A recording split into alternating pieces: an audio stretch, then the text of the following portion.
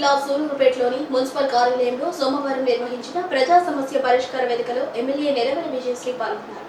Municipality పరిధిలోని రోడ్లు, త్రాగునీరు, డ్రైనేజీ సమస్యలపై ఎమ్మెల్యేకి ప్రజలు ఫిర్యాదు చేశారు. సందర్భంగా ఎమ్మెల్యే మాట్లాడుతూ గత ప్రభుత్వం నిర్లక్ష్యం కారణంగా ప్రభుత్వం ప్రజల నుంచి అనేక సమస్యలు ఫిర్యాదు రూపంలో వస్తున్నాయని, వాటిపై దృష్టి పెట్టి సమస్యకు పరిష్కారం దిశగా ముందుకు వెళుతున్నామని ఆమె అన్నారు.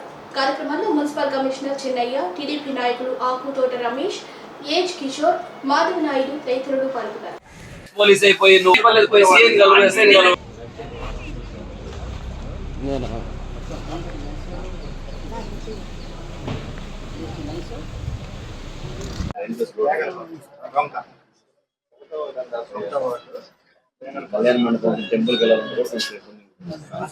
నమస్కారం.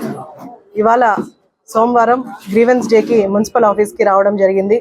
అందరి దగ్గర ప్రజల కష్టాలు తెలుసుకోవడానికి గ్రీవెన్స్కి అటెండ్ అయ్యి అందరి దగ్గర గ్రీవెన్స్ తీసుకోవడం జరిగింది.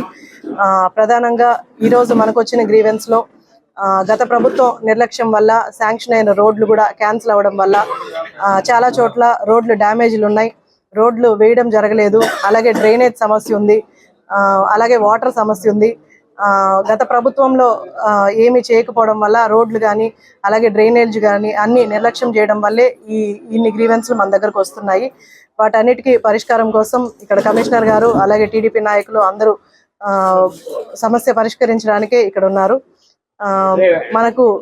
మన ముఖ్యమంత్రి నారా చంద్రబాబు నాయుడు గారు చెప్పింది, ఎమ్మెల్యే కానీ ఎలాగైనా ఎలాంటి పదవులైనా సరే అవి పదవి కాదు, మనం బాధ్యతగా తీసుకోవాలి, బాధ్యతగా పనులు చేయాలని మా అందరికీ కూడా మొన్న అసెంబ్లీలో చెప్పడం జరిగింది. అలాగే మేమందరం మా నియోజకవర్గాల్లో ఎమ్మెల్యేని ఒక పదవిగా కాకుండా ఒక బాధ్యతగా తీసుకొని సూలూరుపేట నియోజకవర్గాన్ని అభివృద్ధి చేయడానికి కృషి చేస్తున్నాము.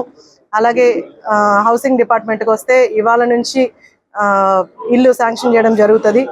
సచివాలయాలకు వెళ్ళి ఎవరైతే హౌసెస్ కావాలనుకుంటున్నారో వాళ్ళు సచివాలయాలకు వెళ్ళి ఆధార్ కార్డులు కావాల్సినవన్నీ సబ్మిట్ చేస్తే ఇవాళ నుంచి హౌసింగ్ కూడా డిపార్ట్మెంట్ వాళ్ళు కూడా హౌస్లు ఇవ్వడానికి రెడీగా ఉన్నారు.